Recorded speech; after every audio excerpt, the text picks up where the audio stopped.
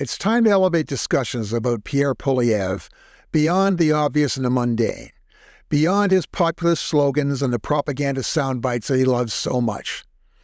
Something is about to happen in Canada and to Canadians that very few have recognized, and the mainstream media has almost completely overlooked or missed.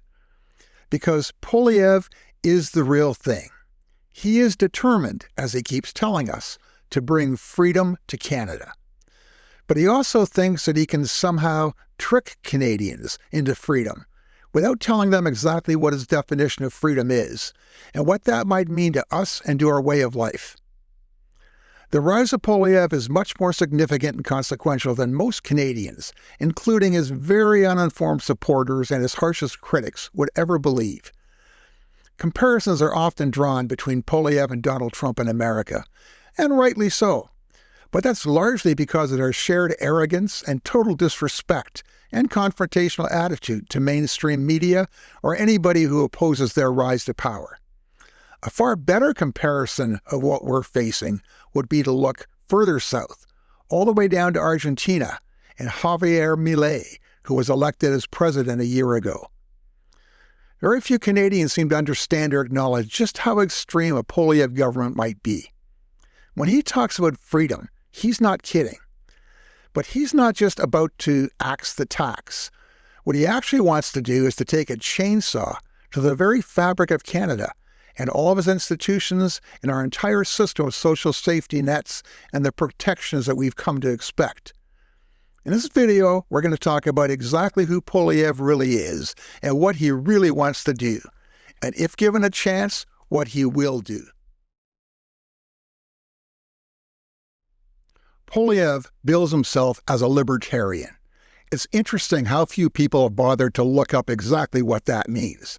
Now I know, because I've spent years of my life as a dedicated advocate of libertarianism, which I've since completely disavowed and rejected as overly simplistic, unrealistic, and destructive to the goals and ambitions of most people. Poilievre doesn't actually stand up to the definition of libertarian, largely because libertarians do not believe that the government should have any controls or laws regulating victimless crimes like sex work, recreational drug use, things like that. But quite to the contrary, Poilievre exhibits quite a real moral streak, catering to the Christian right and the family values law and order conservatives. What he's actually trying to be is an economic libertarian or anarcho-capitalist in the tradition of novelist philosopher Ayn Rand, who believed that unrestricted capitalism would allow corporations and the elite of the world to lead us to a better life. On the economic side, Poilievre is a lifetime devotee of free market economist Milton Friedman, who argues for extreme cuts in all forms of government spending, taxation, any form of wealth redistribution whatsoever, and an absolute minimal amount of regulation or control over businesses and corporations. Now, if I sound like I'm promoting some form of conspiracy theory or making this stuff up, well, I only wish. Poilievre has always been crystal clear on his beliefs, goals, and intentions.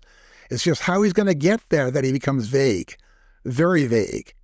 And to this day, he avoids giving any details or specifics, and that should concern Canadians.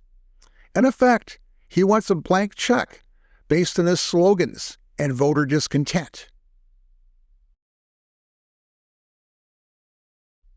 In the world where Pierre Poilievre wants to live, there is no place for government as we know it in Canada. He does not believe in universal Medicare and thinks it should all be private. He does not believe in environmental restrictions. The free market and advances in technology will solve all that. He does not believe in regulations that control the behavior or practices of businesses and corporations.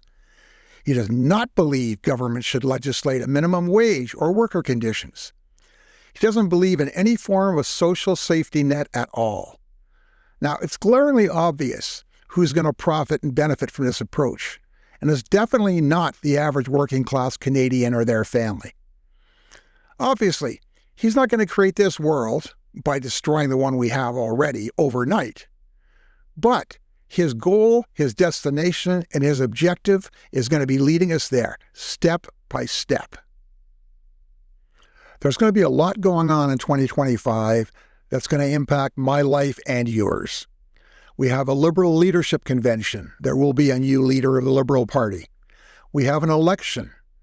Before October, we'll be going to the polls. We have a relationship with Trump's America to be defined and figured out. There's all sorts of things going on out there. The best way that you can deal with it is to have information, to keep yourself informed, and to avoid all the sources of misinformation that are out there, because there are a lot of them. Now, I'm going to be making these videos and telling you my view and my opinion of things. You may agree, you may disagree, but I want to hear. I need your help. If you enjoyed this content and want to see more, you've got to do a few things. Comment in the comments section. That's really important. Like this video. Subscribe to my channel. And share it with other people. Tell others about it. I've got about 13,000 some odd subscribers now. I want to have 100,000 before we go to the polls. So I would really appreciate your support and encouragement. I'll keep doing my part. Anything you want to hear about in particular, write about it in the comments. We'll see what we can do. And I want to thank you very much for watching. And please come back. Have a great week.